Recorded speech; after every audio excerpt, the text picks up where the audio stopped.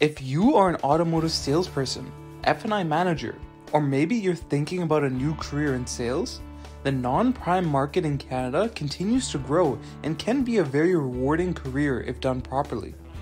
In this video, I'll go over some of the things you need to know before getting into subprime finance, like the increasing need for non-prime F&I managers, as well as some of the different dealership models and pay plans in Canada currently hiring for this job. After watching this video, you'll stop asking how these subprime finance managers can appear to be these sales gurus of your dealership and fully understand the skills and knowledge to explore your options when getting into the subprime game.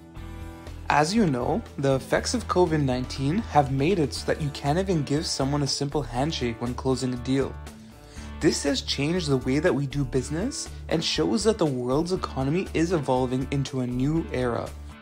What this means is that Canadians were unable to make their payments on time, causing more and more applicants to fall into the non-prime or subprime category.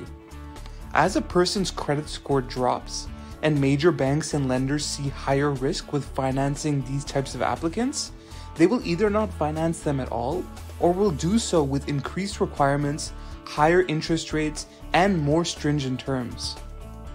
This is where the special finance manager will come into play and represent the dealerships they work for, as well as the lenders in approving the customers in difficult credit situations. So, if you're still wondering if there's enough space in the subprime finance game for you to be successful, rest assured, the whole industry's focus has truly shifted to servicing the non-prime business with more lending options than ever before. The all-in-one job, the sales and F&I manager. Now, you might be thinking, why would a dealership want to join the two roles together? Wouldn't that just cause more complications? While a prime customer and a non-prime customer are inherently the same type of person, with the only difference being their credit, the non-prime customer's buying journey is quite different from that of a prime customer. So here's what the traditional walk-in customer sales process for a dealership would look like. What this means is that the credit check, which happens at step 4 during the interview with the F&I manager, is one of the last steps that a dealership will take during the vehicle buying journey. Now, this is hours spent on evaluating trades, viewing vehicles, and then finally meeting the mystical F&I manager. But the sad thing is that 1 of 3 people do not get approved by prime dealerships, resulting in a terrible experience for the customer when they get rejected, and a waste of time and money for the dealer. This is why for subprime customers, the sales and F&I role must be joined together in a complete buying journey from start to finish. Now that we have an idea of how subprime finance works, let's take a look at some of the dealerships that you can work at. In today's automotive market, there are 2 types of dealership models currently hiring F&I managers to finance customers in difficult credit situations: the independent and the hub process dealership models. Independent dealerships can be new and used car dealers or just used car dealers. Dealerships like this usually have an inventory of about 5 to 50 units, where the average salesperson should be able to sell 5 to 15 vehicles per month. The typical non-prime sales process for an F&I manager in this model would look like the meet and greet. The meet and greet can be for walk-in customers, or more commonly nowadays, electronically through a phone call or a website lead. This is because customers who believe they have a poor credit score may have been rejected by dealerships in the past, or may not always feel comfortable by walking into the dealerships. Being successful in subprime means being able to effectively communicate and service customers over the phone and in person. Next is the interview with the credit specialist.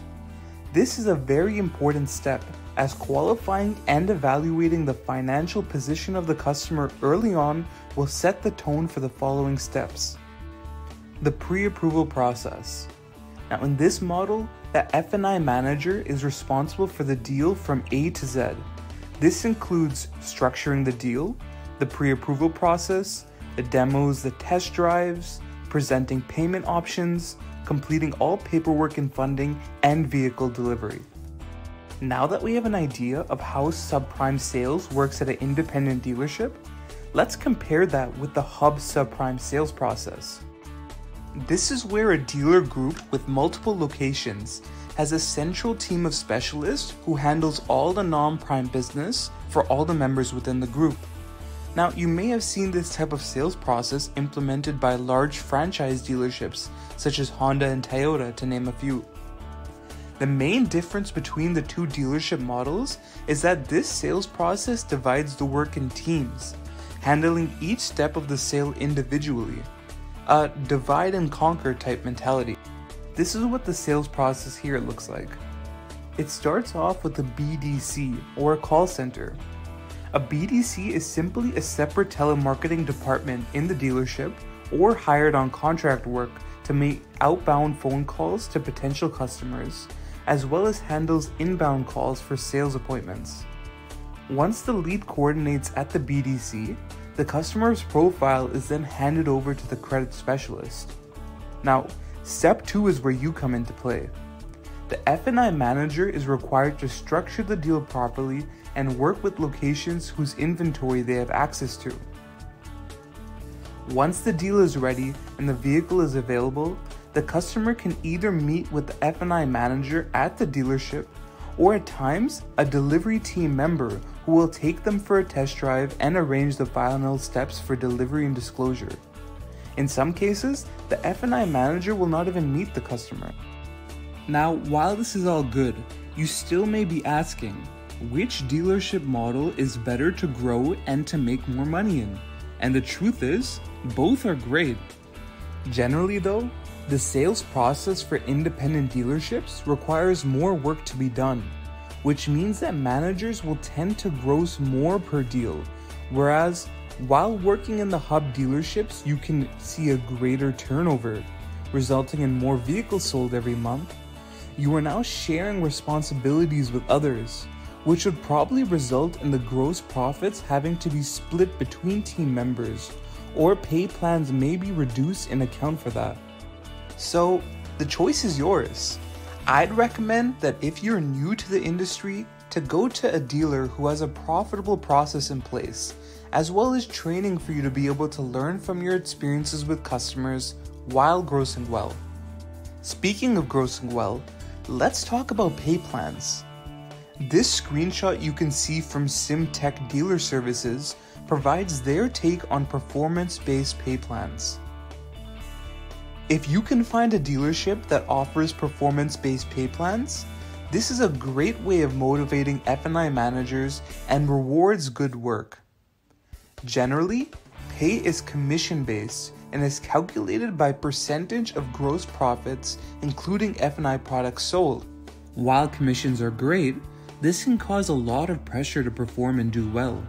To give you guys some advice from my own experience, let's talk about some skills F&I managers can focus on to sell more vehicles. Building strong lender relationships. Just like there's a certain level of trust between you and your customers, you need to strive for that same level of trust with your lenders. With a good relationship, you can expect deeper programs, better reserves, and even get exceptions that you wouldn't be able to obtain without one. So making sure you're on good terms with your lenders is essential. Get in touch with the lenders or bank representatives for your dealership. Learn their approval policies so you can grow a long-lasting business relationship with them while making sure your deals are not getting turned down. So if you're asking yourself, is this right for me? Can I be successful at this? Here are some personality traits that a professional non-prime finance manager should have.